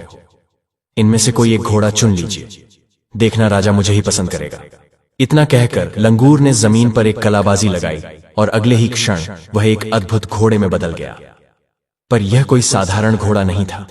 इतना सुंदर, इतना तेजस्वी और इतना दिव्य कि उसके आगे काली बाबील भी साधारण प्रतीत हो रहा था। लगता था जैसे उस घोड़े का पूरा शरीर प्रभा से प्रकाशित हो रहा हो। राजकुमार ने दोनों घोड़ों की लगाम थामी और राजमहल की ओर चल पड़ा। महल के ऊंचे झरोखे से जैसे ही राजा की दृष्टि इन 2 चमचमाते अश्वों पर पड़ी, उसकी आंखों में लालसा झलकने लगी। उसने तुरंत मंत्री से कहा, इस व्यक्ति को शीघ्र बुलाओ। यदि यह घोड़े बेचने को तैयार हो तो किसी भी मूल्य पर मैं इन्हें खरीद लूंगा। कुछ ही क्षणों में राजकुमार दरबार में बुलाया गया। राजा ने बिना देरी के पूछा, बोलो, इन दोनों घोड़ों की क्या कीमत है? राजकुमार ने मुस्कुराकर उत्तर दिया, महाराज, इन घोड़ों को मैं बेचना नहीं चाहता, परंतु एक शर्त पर इनमें से एक घोड़ा आपको दे सकता हूं। राजा ने उत्सुक होकर पूछा, कौन सी शर्त?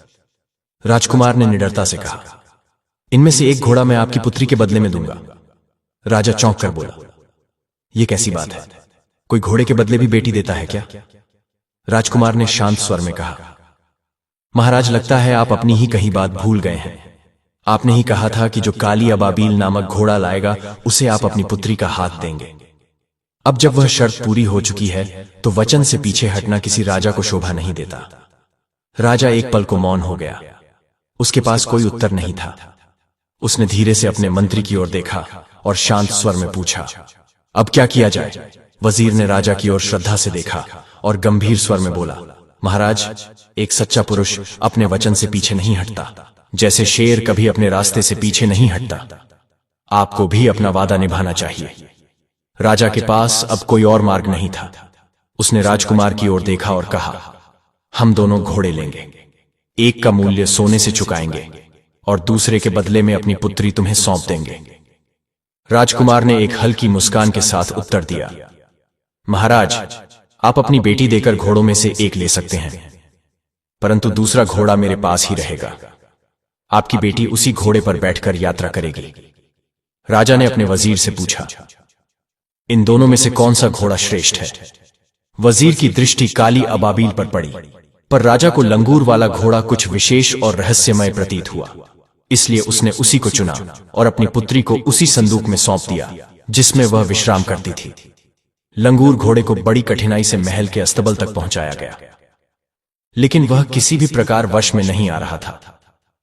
उसकी आंखों में तेज था, कान खड़े थे और पूंछ ऊंची थी। कोई भी उसकी लगाम पकड़ने की हिम्मत नहीं कर पा रहा था।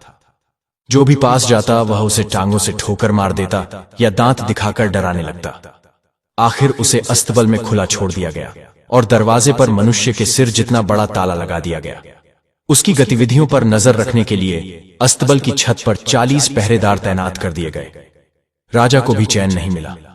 उसने अपना बिछावन अस्तबल के दरवाजे के पास ही लगवाया और वहीं सोने चला आया। परंतु जैसे जैसे रात गहराई, लंगूर घोड़ा अपने असली रूप में लौट आया। वह फिर वहीं चतुर लंगूर बन गया। उसने दीवार में एक पतली सी दरार ढूंढी, फुर्ती से उसमें से निकल गया और अंधेरे में खो गया। सुबह होते ही राजा की नींद टूटी। उसकी नजर जैसे ही अस्तबल की ऊपरी खिड़की से भीतर गई, वह चौंक गया। घोड़ा गायब था। वह घबराकर दौड़ने लगा और पूरे महल में हाहाकार मचा दिया। उसकी आवाज सुनकर वजीर भी दौड़ा चला आया। उसने राजा को शांत करते हुए कहा, महाराज, व्याकुल मत होइए। काली अब्बाबील तो जादूगर जालिम सिंह का ही घोड़ा था। जादू की शक्ति सभी प्रकार की आत्माओं पर चलती है, चाहे शुभ हो या अशुभ। संभव है जादूगर ने अपने घोड़े को वापस बुला लिया हो। इसी घोड़े के कारण न जाने कितने राजाओं की जान गई है। ईश्वर की कृपा है कि हमें कोई हानि नहीं हुई। और सबसे बड़ी बात, आपकी बेटी अब एक बड़े राज्य की रानी बनने जा रही है और एक घोड़ा उसी के साथ रहेगा। उधर राजकुमार राजकुमारी को उसी रत्न जड़ित संदूक में रखकर उड़ने वाले घोड़े काली अबाबील पर सवार होकर उस पावन बाग में पहुंचा जहां हरियाली लहरा रही थी। फूलों पर बुलबुलें मधुर तान छेड़ रही थी, ठंडी हवा बह रही थी और प्रातः की किरणें वृक्षों की पत्तियों पर चमक रही थीं। राजकुमार की नजर जैसे ही बाग की दीवार के किनारे गई, उसने देखा वहीं लंगूर बैठा था। हाथ में अखरोट था जिसे वह मजे से तोड़कर खा रहा था, जैसे उसे किसी बात की कोई चिंता ही ना हो। लंगूर ने राजकुमार की ओर देखा और मुस्कुराकर पूछा, अब आगे क्या करने का इरादा है? राजकुमार ने आत्मविश्वास से उत्तर दिया, अब कुछ ज्यादा नहीं। इस कन्या को लेकर चलेंगे, बुलबुल को सौंप देंगे और फिर अपने नगर लौट चलेंगे। लंगूर ने माथे पर हाथ मारा और हंसकर बोला, अरे भोले राजकुमार, सोचो तो सही। एक छोटी सी चिड़िया के बदले इतनी सुंदर राजकुमारी देना उचित है क्या? ये तो ठीक नहीं लगेगा। मेरी मानो मैं एक कलाबाजी खाकर एक ऐसी स्त्री का रूप धारण कर लेता हूं जिसे देखकर यह राजकुमारी भी फीकी लगेगी। एक ऐसी देवी स्वरूपा जिसे देखकर राजा स्वयं मोहित हो जाए और उसी को चुनने पर विवश हो जाए। राजकुमार ने थोड़ा आश्चर्य से पूछा, पर मैं क्यों ना केवल तुम्हें ही राजा के पास ले जाऊं और राजकुमारी को यहीं छोड़ दूं? लंगूर गंभीर हुआ और बोला, नहीं, ऐसा मत करना। जो कार्य ईमानदारी और सच्चाई से किया जाए वही सबसे पवित्र होता है। श्रेष्ठ यही होगा कि राजा स्वयं दोनों को देखे और जिसे उसका मन स्वीकारे उसी को चुने। इससे बाद में उसे कोई पश्चाताप नहीं होगा। इतना कहकर लंगूर ने आकाश की ओर एक ऊंची छलांग लगाई। कुछ क्षणों के लिए उसकी देह आकाश में लहराती रही और फिर धुंधली रोशनी में उसका संपूर्ण शरीर दिव्य ज्योति से चमकने लगा। जब वह धरती पर उतरा तो अब वहां कोई लंगूर नहीं बल्कि एक अत्यंत सुंदर कन्या खड़ी थी। उसकी काली लहराती जुल्फें, बड़ी बड़ी चमकीली आंखें, गुलाबी अधर और गजरे से सजी लंबी छोटी उसे ऐसा स्वरूप दे रहे थे मानो स्वर्ग की कोई अप्सरा धरती पर उतर आई हो। उसके सौंदर्य के सामने असली राजकुमारी भी साधारण प्रतीत होने लगी। राजकुमार अब दोनों कन्याओं को लेकर सीधे महल के द्वार पर पहुंच गया। महल की ऊंची खिड़की से राजा ने झांका और नीचे खड़े तीनों को देखा।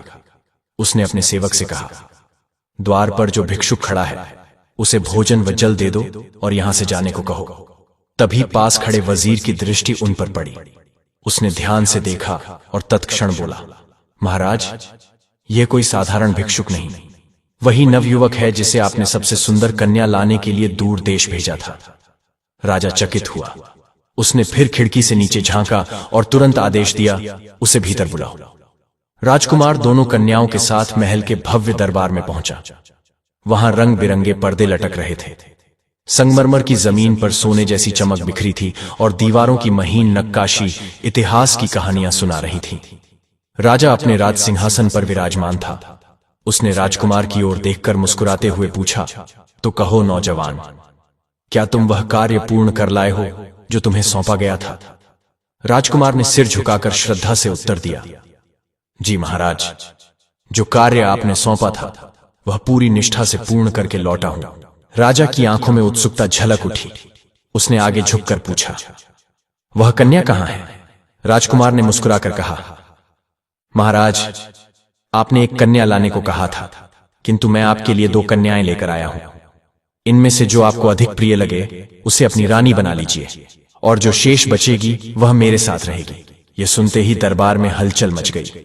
दरबार में 2 सुंदर संदूक लाए गए जिन पर सोने की महीन खड़ाई की गई थी।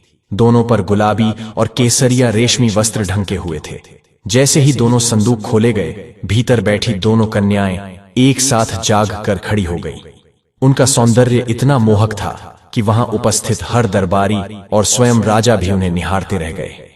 उनके मुख की आभा चांदनी रात में जलते दीपक जैसी थी और उनकी आंखों की चमक शांत झील पर पड़ती प्रथम सूर्य किरण जैसी।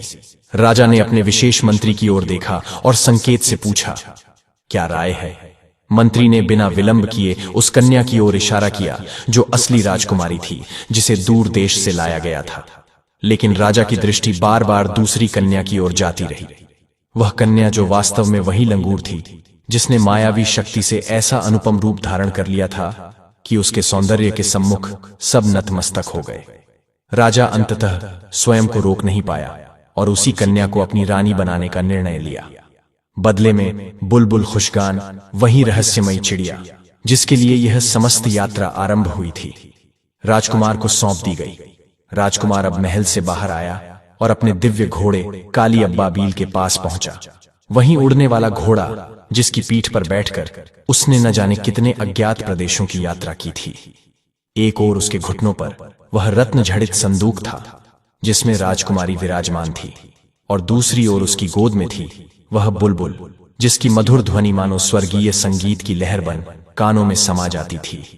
काली अब्बाबील अपने शक्तिशाली पंखों से आकाश चीरता हुआ उड़ चला और धीरे धीरे अपने नगर की ओर बढ़ने लगा। उधर राजा ने भव्य उत्सव के साथ उस सुंदर कन्या से विवाह रचाया जिसे उसने अपनी रानी चुना था। महल के आंगन में दीप प्रज्वलित थे, रंग बिरंगे पर्दे लहरा रहे थे, शहनाइयों की गूंज चारों ओर फैली थी और पकवानों की खुशबू वायु में रच बस गई थी। लेकिन ठीक उसी समय जब उत्सव अपने चरम पर था, वह कन्या अर्थात लंगूर चुपके से उठी। वह एकांत में गई और पुनः अपने असली रूप में लौट आई। फिर महल की दीवार में बने एक छोटे सुराख से फुर्ती से बाहर निकली और ऐसे अदृश्य हो गए मानो कभी वहां थी ही नहीं। अब उधर राजकुमार की कथा सुनिए। राजकुमार अपने उड़ते हुए घोड़े पर सवार कई पर्वतों, नदियों और वनों को पार करता हुआ एक ऐसे स्थान पर पहुंचा जहां एक प्राचीन विशाल चिनार का वृक्ष खड़ा था। वृक्ष की छाया में शीतल वायु बह रही थी और उसकी शाखाओं पर विभिन्न रंगों के पक्षी मधुर स्वर में प्रभुगान कर रहे थे। राजकुमार नीचे उतरा और जैसे ही उसने चारों ओर दृष्टि दौड़ाई, उसकी आंखें आश्चर्य से फैल गईं। वही लंगूर जो कुछ समय पहले राजमहल की रानी बना बैठा था, अब उसी प्राचीन चिनार के नीचे आराम से बैठा था और अपने तेज दांतों से अखरोट तोड़ तोड़ कर खा रहा था। उसे देखकर राजकुमार मुस्कुराया और बोला, अब आगे क्या करने का इरादा है? लंगूर हंसते हुए बोला, अब तो सीधे अपने घर की ओर लौट चलोगे, है ना?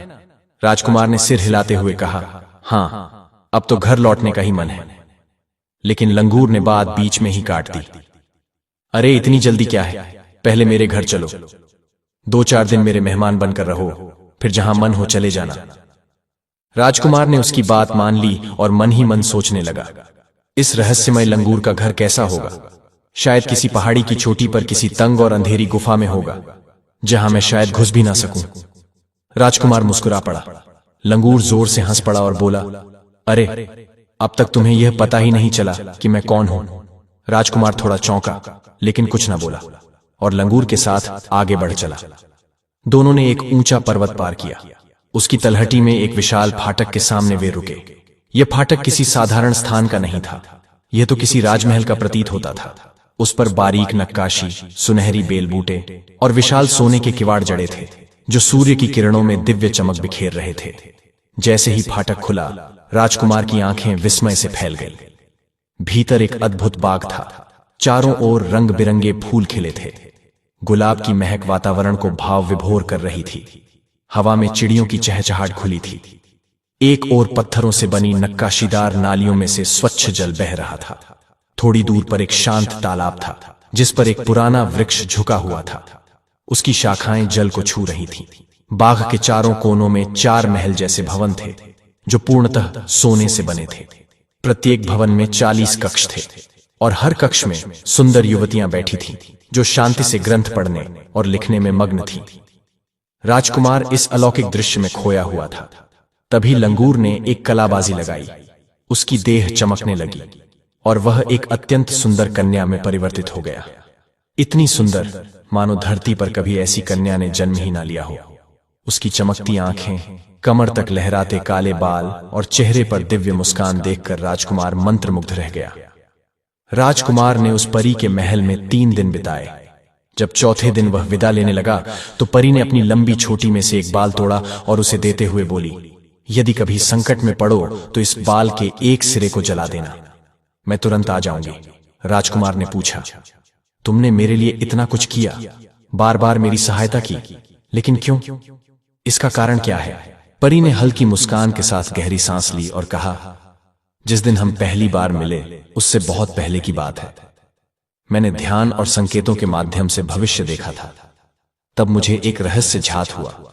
मैंने देखा जहां सूर्य अस्त होता है, उस दिशा में एक राज्य है जिसका राजा बहुत ही निर्दयी है।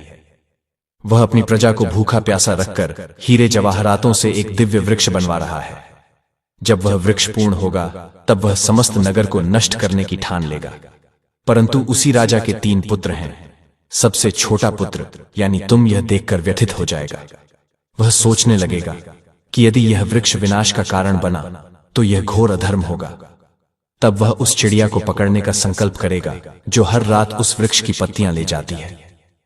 तब मैंने निश्चय कर लिया था, मैं उस वीर बालक की सहायता अवश्य करूंगी जो निर्दोषों की रक्षा के लिए अपने प्राण भी दांव पर लगा दे। मैं 7 वर्षों तक तुम्हारी खोज में भटकती रही और अंततः तुम्हें पा लिया। राजकुमार ने कृतज्ञता से परी की ओर देखा, दिल से धन्यवाद दिया और फिर राजकुमारी और बुलबुल खुशबयानी के पिंजरे को लेकर अपने गंतव्य की ओर बढ़ चला। चलते चलते वह वहीं आ पहुंचा जहां वह अपने भाइयों से अलग हुआ था। उसने अपने दिव्य घोड़े काली अबाबील की लगाम खींची और कुछ देर के लिए ठहर गया। उसकी आंखों में बीते दिनों की स्मृतियां तैरने लगी। उसने सोचा, न जाने मेरे दोनों भाई अब कहां होंगे, क्यों ना उन्हें भी तलाश कर लूं। यही सोचकर वह धीरे धीरे एक गुफा की तरफ बढ़ने लगा, जहां उसे उम्मीद थी कि शायद उसकी तलाश पूरी हो सके। लड़की और परिंदे वाला पिंजरा उस गुफा के अंदर सुरक्षित रखकर राजकुमार अकेला उस रास्ते पर चल पड़ा जिस पर उसका बड़ा भाई गया था। वह पहाड़ों, जंगलों और नदी नालों को पार करता हुआ आखिरकार एक शहर पहुंचा। शहर के बीचों बीच एक पुराना मगर बेहद व्यस्त चाय खाना था। राजकुमार ने जैसे ही भीतर झांका, उसकी नजर अपने बड़े भाई पर पड़ी। बड़ा भाई फटे हाल कपड़ों में सिर झुकाए वहां के ग्राहकों को खाना और चाय परोस फिर रहा था। चेहरे पर थकान और जिंदगी से हारे हुए इंसान की उदासी साफ झलक रही थी। राजकुमार अपने घोड़े पर बैठा बैठा ही चाय खाने के मालिक को आवाज लगाकर बोला, ओ मालिक, जरा अपने इस नौकर से कहो कि मेरे लिए खाना और चाय सामने वाली सराय में भिजवा दे। चाय खाने का मालिक गुर्रा हुए बोला, सुन बे, जल्दी से खाना तैयार कर और ध्यान रखना, रास्ते में कुछ गिरा मत देना, नहीं तो हड्डियां तोड़ दूंगा। ये कहते कहते उसने गुस्से में बड़े भाई के गाल पर एक जोरदार थप्पड़ जड़ दिया। बड़ा भाई कांपते हाथ से खाना और चाय की थाल उठाए धीरे धीरे सराय की ओर बढ़ा। जब वह राजकुमार के पास पहुंचा तो छोटे भाई ने मुस्कुराकर कहा, आइए बैठिए, ये खाना आप भी खाइए। बड़े भाई ने सिर झुकाकर कहा, नहीं, मैं ऐसा नहीं कर सकता, मालिक नाराज हो जाएगा। छोटे भाई ने जिद की, डरिए मत, कोई नाराज नहीं होगा, आइए बैठकर खाइए। कुछ देर की झिझक के बाद बड़ा भाई बैठ गया और खाना खाने लगा। खाना खत्म होने के बाद छोटे भाई ने पूछा, आप कहां के रहने वाले हैं? बड़ा भाई बोला, मैं तो इसी शहर का रहने वाला हूं, यहीं जन्मा, यहीं पला बड़ा और अब यहीं चाय खाने में काम करता हूं। छोटे भाई ने मुस्कुराकर कहा, मुझसे कुछ छुपाने की जरूरत नहीं, मैंने आपको पहचान लिया है, अगर सच बता देंगे तो मैं आपको आपके देश तक पहुंचा दूंगा। इतना सुनते ही बड़े भाई की आंखें भर आईं, गला रंध गया। उसने रोते रोते अपनी पूरी कहानी सफर की, शुरुआत से लेकर अब तक का हाल छोटे भाई को सुना दिया। छोटे भाई ने पूछा, अगर आप अपने छोटे भाई को देखेंगे तो क्या पहचान लेंगे? हाँ, बिल्कुल पहचान लूंगा। बड़े भाई ने भरोसे से कहा, कैसे पहचानेंगे? छोटे भाई ने पूछा। बड़ा भाई बोला, जब हम छोटे थे तो एक दिन में घोड़े को नदी पर पानी पिलाने ले जा रहा था। छोटा भाई जिद करने लगा कि मुझे भी साथ ले चलो। जब मैंने नहीं सुना तो वह घोड़े के पीछे दौड़ पड़ा।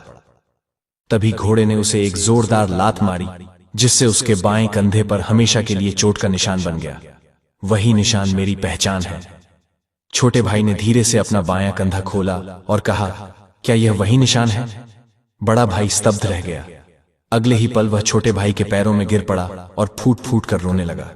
छोटे भाई ने उसे उठाया, गले लगाया और उसके आंसू पोंछ हुए। कहा, भाई, अब सब ठीक होगा। छोटे भाई ने अपने बड़े भाई को बाजार ले जाकर अच्छे कपड़े और एक शानदार घोड़ा दिलवाया। इसके बाद दोनों भाई मिलकर तीसरे यानी मंजिले भाई की खोज में निकल पड़े। कुछ देर चलने के बाद वे पुलाव बेचने वाले की दुकान पर पहुंचे। वहां मंझला भाई भी उसी हाल में मिला जैसे चाय खाने में बड़ा भाई था। मैले कुचले कपड़ों में सिर झुकाए ग्राहकों को खाना परोस छोटे भाई ने उसे भी पहचान लिया और उसे भी अच्छे कपड़े और घोड़ा दिलाकर अपने साथ ले लिया। अब तीनों भाई खुशी खुशी अपने देश लौटने के लिए रवाना हुए। रास्ते भर हंसी ठिठोली और बचपन की यादों में खोए तीनों भाई आगे बढ़ते रहे। छोटे राजकुमार ने अपने पिता यानी राजा के लिए कीमती तोहफे खरीदे थे। बेशकीमती जवाहरात, दुर्लभ परिंदे और कीमती कपड़े। बड़े और मंजिले भाई जब इन तोहफे को देखते तो उनके मन में जलन की आग सुलगने लगती। उनकी आंखों में लोभ और ईर्ष्या जागने लगी। धीरे धीरे इस जलन ने उनके मन में एक भयानक साजिश का रूप ले लिया। उन्होंने तय कर लिया कि किसी भी हाल में छोटे भाई को रास्ते से हटा देना है, ताकि सारा मान शान और राजा की नजरों में इज्जत उन्हीं के हिस्से में आए। लेकिन उनकी यह साजिश छुपी न रह सकी। उस सुनहरे पिंजरे में बैठी लड़की, जो असल में एक परी थी, उसने भाइयों की एक खतरनाक योजना सुन ली। शाम ढलते ही तीनों भाई सफर करते करते एक नदी किनारे पहुंचे और वहीं रात बिताने की तैयारी करने लगे। तंबू लगाया जा चुका था, आग जल रही थी और नदी की हल्की लहरें बहते हुए शोर कर रही थीं।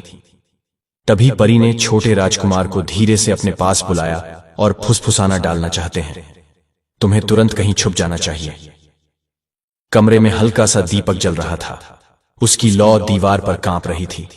बड़े और मंजिले भाई अपने अपने बिस्तर पर गहरी नींद में थे। छोटा राजकुमार भी अपनी दरी पर लेटा रहा, पर उसकी आंखों में नींद का नामो निशान नहीं था। उसने धीरे से करवट बदली, कान लगाकर भाइयों की सांसों की आवाज सुनी।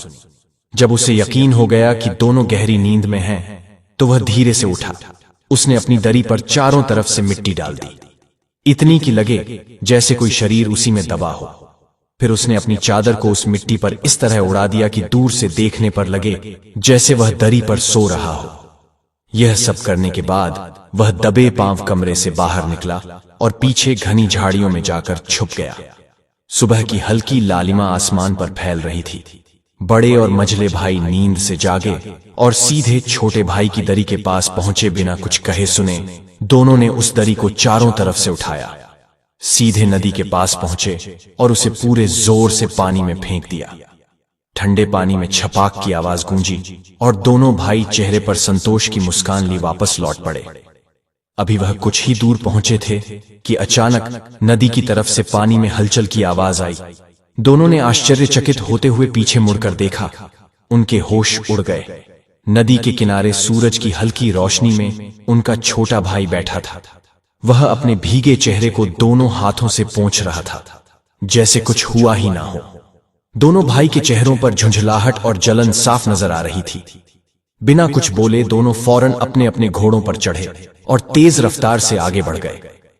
छोटे भाई को वहीं छोड़कर सूरज धीरे धीरे सिर पर चढ़ रहा था। कुछ ही देर में दोनों भाई रेत के लंबे लंबे टीलों के बीच पहुंचे। वहां एक टीले के पास रुककर उन्होंने अपने घोड़ों को बांधा। फिर बड़े भाई ने अपनी तलवार निकाली, उसकी तेज धार रेत में गाड़ दी। तलवार की मूठ बाहर और धार पूरी तरह रेत के नीचे। इसके बाद दोनों भाई खुद भी कमर तक रेत में ढह गए और बैठ गए। थोड़ी ही देर में छोटा भाई भी वहां आ पहुंचा। उसने अपने भाइयों को इस अजीब हालत में देखा तो हैरान होकर पूछा, भैया आप दोनों इस तरह रेत में क्यों बैठे हो?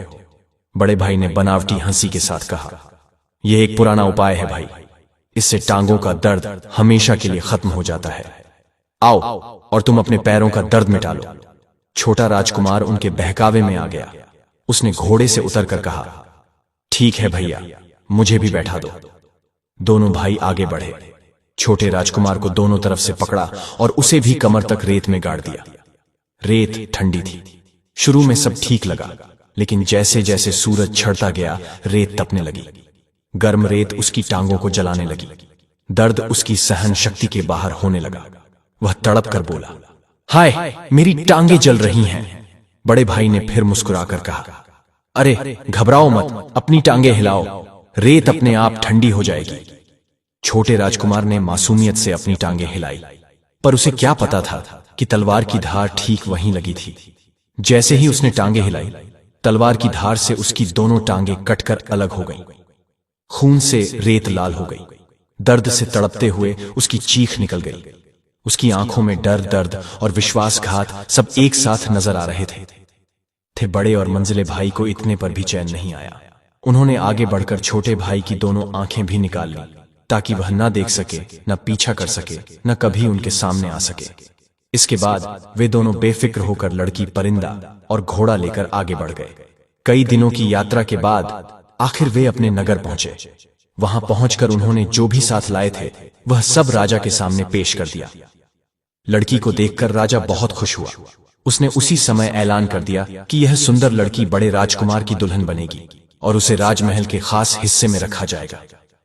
लड़की के चारों तरफ 40 सेविकाओं तैनात कर दी गई, जो हर वक्त उसकी सेवा में लगी रहती।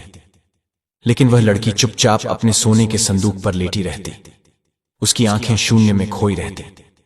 वह ना मुस्कुराती, न किसी से कुछ कहती, बस चुपचाप पड़ी रहती। अब इन दोनों बड़े भाइयों को यहीं छोड़ते हैं और चलिए अब जानते हैं उस छोटे राजकुमार का हाल, जिसे छल और साजिश का शिकार बना दिया गया था। 3 दिन और 3 रातें बीत चुकी थीं। तपती रेत पर पड़ा वो बेहोश राजकुमार धीरे धीरे होश में आया। उसकी सांसें धीमी थीं, शरीर में ताकत नाम भर की बची थी, पर उसकी स्मृति अब भी साथ थी। तभी अचानक उसे वह परी का दिया हुआ जादुई बाल याद आया। कांपते हाथों से उसने अपनी जेब में टटोलकर वह बाल निकाला और पास पड़े पत्थर से रगड़कर आग पैदा की।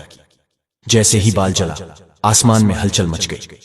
पल भर में चमकीली रोशनी के बीच हवा में से परी का सुनहरा रथ प्रकट हुआ। रथ पर वही परी बैठी थी जो उसे पहले मिली थी। परी का चेहरा चिंता से भरा हुआ था। उसने तुरंत रथ से उतरकर राजकुमार की ओर कदम बढ़ाए और नरम स्वर में पूछा, तुम्हें किसने इस हाल में पहुंचाया है? राजकुमार की आंखों में आंसू भर आए। उसने अपने भाइयों की साजिश, विश्वासघात और अपने साथ हुए अन्याय की पूरी कथा परी को सुना दी। परी ने गहरी सांस ली, जैसे मन ही मन कोई निर्णय ले रही हो। फिर उसने अपनी सेविका को इशारा किया और कहा, इसे मेरे पिता के पास महल में ले चलो, वहीं इसका इलाज होगा। परी ने अपने पिता के नाम एक पत्र भी तैयार किया, जिसमें लिखा, पूज्य पिताजी, यह मनुष्य मेरे लिए किसी सगे भाई से कम नहीं है। मैं आपसे विनती करती हूं कि इसे जीवन जल में स्नान करवाकर हमारे प्राचीन तरीकों से इसका इलाज कराएं। 40 दिन बाद जब यह पूरी तरह स्वस्थ हो जाए, तब इसे मेरे पास लौटा दिया जाए। यह मेरे लिए बेहद प्रिय है। परी की आज्ञा के बाद उसकी सेविका राजकुमार को लेकर हवाओं के पार दुनिया के आखिरी छोर पर स्थित जादुई महल ले गई। वहां परियों के राजा ने स्वयं उसका स्वागत किया और उसे जीवन जल के पवित्र सरोवर में स्नान करवाया। राजकुमार का शरीर जैसे नए सिरे से जीवन पा गया। 40 दिनों तक विशेष जड़ी बूटियों, औषधियों और परियों के जादू से उसका उपचार किया गया। उसकी आंखें जो निकाली जा चुकी थीं, फिर से नई दृष्टि पा गई। उसके कटे हुए पैर फिर से जुड़ गए और पहले से भी अधिक मजबूत हो गए। उसकी त्वचा चमकने लगी, जैसे कोई तेजस्वी सूर्य उसके भीतर समा गया हो। 40 दिन पूरे होते ही परी की सेविका उसे एक बार फिर उसी सुनहरी रथ पर बिठाकर परी के पास ले आई। परी ने जब उसे देखा तो उसकी आंखों में खुशी झलक उठी, लेकिन फिर एक पल ठहरकर उसने गंभीर स्वर में कहा, मैं तुम्हें इस रूप में तुम्हारे घर नहीं जाने दूंगी। तुम्हारा पूरा चेहरा, तुम्हारे लंबे बाल और यह चमकता हुआ रूप तुम्हें पहचानने में मुश्किल खड़ी कर देगा। मैं चाहती हूं कि तुम्हारा हुलिया ऐसा हो जाए जैसे कोई साधारण भिखारी, ताकि तुम्हारे असली रूप को कोई जान ना सके। इसके बाद परी ने उसे अपने पास 3 महीने और रोक लिया। इन 3 महीनों में राजकुमार के घने और काले बाल इतने लंबे हो गए, उसके नाखून बढ़कर नुकीले हो गए और चेहरा धूल और धूप में तपक ऐसा हो गया कि पहचान पाना असंभव था। जब परी को लगा कि अब वह अपने भाइयों की नजरों से बच सकेगा, तब उसने एक बार फिर उसे अपने रथ पर बिठाया और दोनों हवा में उड़ते हुए राजकुमार के राज्य की ओर चल पड़े। शहर के बाहर एक सुनसान जगह परी ने रथ को रोका। वहां से परी ने राजकुमार का हाथ पकड़ा और उसे पैदल ही राजमहल की ओर लेकर चली। दोनों धीरे धीरे चलते हुए महल के मुख्य द्वार तक पहुंचे। महल के अंदर दरबार सजा हुआ था। राज सिंहासन पर बूढ़े राजा बैठे थे और उनके दोनों तरफ वहीं दोनों बड़े राजकुमार विराजमान थे, जो छोटे राजकुमार के अपने ही भाई थे। राजा का चेहरा बुझा बुझा सा था, जैसे कोई बड़ी चिंता उसे भीतर से खा रही हो। राजा अपने वफादार मंत्री से कह रहे थे, कई महीनों से यह अजीब मुसीबत हमें घेरे हुए है ना। वह सुंदर चिड़िया एक बार भी गा पाई, न वह काला घोड़ा एक बार भी हिनहिनाना, या और वह लड़की, वह तो जैसे पत्थर की मूर्ति बन गई है। न हंसती है, न बोलती है, न खाती है। समझ नहीं आता ये सब कैसी अनहोनी है। तभी दरबार के बाहर खड़े फटे हाल भिखारी पर राजा की नजर पड़ी। उसने पुकार कर कहा, ए भिखारी, इधर आओ। छोटे राजकुमार ने सिर उठाकर देखा। सामने उसका अपना ही पिता था, पर उसने खुद को संभाला और सिर झुकाए आगे बढ़ा। जैसे ही उसने दरबार में पहला कदम रखा, कुछ ऐसा हुआ जिसने सबको आश्चर्यचकित कर दिया। बगीचे में लटकी हुई वही बुलबुल, जिसने महीनों से एक शब्द नहीं कहा था, अचानक जोर जोर से चहक लगी। उसकी मीठी आवाज पूरे महल में गूंज उठी। राजकुमार ने दूसरा कदम बढ़ाया तो अस्तबल में बंधा काला घोड़ा, जो अब तक गुमसुम था, जोर जोर से हिनहिना लगा। उसके खोर जमीन पर पटकने लगे, जैसे कोई खुशी का संदेश दे रहा हो। तीसरा कदम रखते ही महल के भीतर से संगीत की धुनें गूंज उठी। वह लड़की, जो महीनों से अपने लकड़ी के बिस्तर पर चुपचाप पड़ी थी, अचानक उठ खड़ी हुई। उसने सुनहरी पोशाक पहनी, हाथों में सजे साज उठा ली और अपनी 40 सेविकाओं के बीच नाचने लगी। उसकी आंखों में चमक थी और चेहरा किसी पुराने सुख को फिर से पाने की उम्मीद से भर गया था। यह सब देखकर राजा की आंखों में चमक लौट आई। उसने प्रसन्न होकर भिखारी बने उस युवक से कहा, आज तुम मेरे महल में ऐसी खुशी लेकर आए हो जो वर्षों से कहीं खो गई थी। कहते हुए राजा ने अपनी स्वर्ण थाली में अशर्फियां भरी और हवा में उछाल दी, जो इधर उधर गिरने लगी। पर तभी छोटे राजकुमार ने धीरे से कहा, मैं कोई साधारण भिखारी नहीं हूं। राजा आश्चर्यचकित होते हुए बोला, तो फिर तुम कौन हो? इससे पहले कि राजकुमार कुछ कहता, वही बुलबुल बोल उठी। उसने अपनी मधुर आवाज में पूरे दरबार के सामने वह पूरी कहानी कह सुनाई, जो छोटे राजकुमार पर बीती थी। भाइयों की साजिश, रेगिस्तान में छोड़ा जाना, आंखें निकालना, पैर काटना और परी का उपचार बात धीरे धीरे पूरे नगर में फैल गई।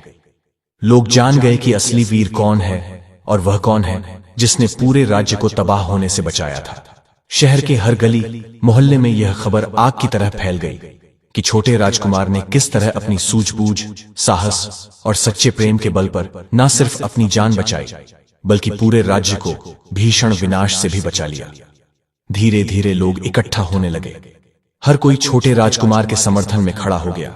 लोग अपने घरों से लाठियां, तलवारें, भाले लेकर निकल पड़े। उनके चेहरों पर गुस्सा भी था और न्याय की मांग भी घेर लिया और उस निर्दय राजा के खिलाफ आवाज उठाई। राजा ने जब देखा कि उसकी अपनी ही प्रजा उसके खिलाफ हो गई है, तो वह डर के मारे अपने दोनों बड़े बेटों को साथ लेकर राजमहल के पिछले दरवाजे से भाग निकला। उसने पीछे मुड़कर भी नहीं देखा। इसके बाद पूरे राज्य में खुशियों की लहर दौड़ गई। बड़ी धूमधाम से उस सुंदर राजकुमारी और छोटे राजकुमार का विवाह संपन्न हुआ।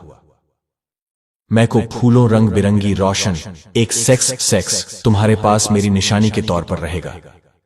जब भी तुम्हारा मन मुझसे मिलने का करे, इस बाल को आग में डाल देना। मैं पल भर में तुम्हारे सामने आ जाऊंगी। इतना कहकर परी अपनी चमकीली राजसी पालकी में बैठी और अपने जादुई लोक की ओर उड़ चली। उसे उसका सच्चा प्यार भी मिला, राजपाट भी मिला और सबसे बड़ी बात, अपने अच्छे कर्मों और सच्चे दिल की वजह से वह अपनी प्रजा का प्यारा राजा बन गया। दर्शक बंधु, यह कथा अभी यहीं खत्म नहीं होती। अभी हम यह भी जानेंगे कि आखिर क्यों पितृपक्ष में तुलसी को जल नहीं चढ़ाना चाहिए। दर्शक बंधु, आज हम एक ऐसे रहस्य की चर्चा करेंगे जिसे सुनकर शायद आपके हृदय में भी हलचल हो उठेगी। पितृपक्ष का समय शुरू होते ही हम सब अपने पूर्वजों की आत्मा को तृप्त करने के लिए जल, तर्पण और श्राद्ध करते हैं। लेकिन क्या आपने कभी सोचा है कि इन दिनों तुलसी माता पर जल चढ़ाना क्यों वर्जित है? यह प्रश्न साधारण नहीं है। इसके पीछे गहरे शास्त्रीय और आध्यात्मिक कारण छिपे हैं। और यह बात खासकर घर की महिलाएं अवश्य सुने, क्योंकि तुलसी माता और पितरों से जुड़ा यह नियम सीधे उनके जीवन से जुड़ा है। तुलसी कोई सामान्य पौधा नहीं है। शास्त्रों में तुलसी को स्वयं लक्ष्मी माता का अवतार माना गया है। तुलसी का विवाह भगवान विष्णु से हुआ है, इसीलिए तुलसी माता भगवान श्रीहरि की अर्धांगिनी है। जब हम तुलसी पर जल चढ़ाते हैं तो वह जल सीधे भगवान विष्णु तक पहुंचता है। तुलसी पत्ते और तुलसी जल देव पूजन के लिए होते हैं, देव कार्य में प्रयुक्त होते हैं। यही कारण है कि तुलसी को जल देना केवल भगवान की सेवा और आराधना का अंग माना गया है। अब पितृपक्ष का समय देवताओं के लिए नहीं बल्कि पितरों के लिए आरक्षित है। यह पूरा काल केवल और केवल हमारे पूर्वजों को तृप्त करने का होता है। इस समय का हर कर्म, चाहे वह जल अर्पण हो, अन्नदान हो या श्राद्ध, सब कुछ पितरों के नाम पर समर्पित होता है। इसीलिए शास्त्रों में कहा गया है कि पितृपक्ष के दौरान तुलसी पर जल अर्पण करना भूल से भी नहीं करना चाहिए, क्योंकि तुलसी पर जल चढ़ाना भगवान विष्णु की पूजा का प्रतीक है और यह देवकर्म कहलाता है। जब कोई व्यक्ति इस समय तुलसी माता को जल देता है तो पितरों को लगता है कि उनके हिस्से का जल, उनके लिए किया गया अर्पण देवताओं की ओर मोड़ दिया गया।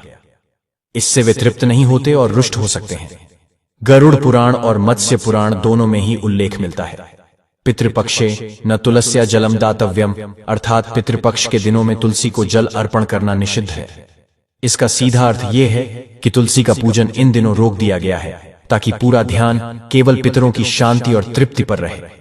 तुलसी पर जल चढ़ाने से पितरों का श्राद्ध अधूरा रह जाता है और उसका दोष पूरे परिवार को झेलना पड़ सकता है।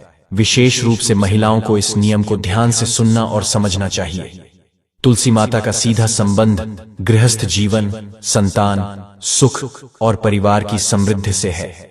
यदि कोई महिला पितृपक्ष में तुलसी पर जल चढ़ा दे तो पितरों की अशांति का दोष उसके पूरे परिवार पर आ सकता है। शास्त्रों में कहा गया है कि स्त्री जब नियम तोड़ती है तो उसका प्रभाव केवल उसी तक सीमित नहीं रहता, बल्कि 7 पीढ़ियों तक उसका परिणाम देखने को मिलता है। यही कारण है कि पितृपक्ष में तुलसी पूजा का नियम रोक दिया गया है। इस समय तुलसी पर जल नहीं चढ़ाना चाहिए, ना ही तुलसी दल भगवान विष्णु को अर्पित करना चाहिए। हाँ, तुलसी माता को प्रणाम करना, दीप जलाना या मानसिक रूप से उन्हें नमस्कार करना वर्जित नहीं है। परंतु तुलसी का पत्ता या जल पितृपक्ष में देवताओं के कार्य के लिए प्रयोग नहीं किया जाता। यह समय केवल और केवल पितरों के लिए है। सोचकर देखिए, केवल 16 दिन के इस काल में अगर हम अपने पितरों को पूरी श्रद्धा से जल अर्पित करें, अन्नदान करें और उनका श्राद्ध करें, तो वे प्रसन्न होकर हमें आशीर्वाद देते हैं। लेकिन यदि हम भूल से भी तुलसी पर जल चढ़ा दें, तो यह मान लिया जाता है कि पितरों को उनका हिस्सा नहीं मिला, और यही अशांति हमारे जीवन में रुकावटें, पितृदोष और कठिनाइयां ला सकती है। इसलिए दर्शक बंधु, तुलसी माता को प्रणाम कीजिए, लेकिन पितृपक्ष में तुलसी पर जल चढ़ाने की भूल कभी ना कीजिए, क्योंकि यह समय भगवान के पूजन का नहीं, बल्कि पितरों की आत्मा को तृप्त करने का है। पितृपक्ष के यह दिन हमें यह याद दिलाते हैं कि हम चाहे कितने भी आगे क्यों ना बढ़ जाएं, हमारी जड़ें हमारे पूर्वजों में ही हैं, और जब तक उनकी आत्मा तृप्त नहीं होगी, तब तक हमारे जीवन में सुख शांति पूरी तरह नहीं आ सकती। अगर आपको यह जानकारी उपयोगी लगी हो, तो इसे दूसरों तक जरूर पहुंचाएं, और ऐसे ही गूढ़ और महत्वपूर्ण धार्मिक रहस्यों को सुनने के लिए हमारे चैनल को सब्सक्राइब करना ना भूलें। हर हर महादेव, जय श्री हरि।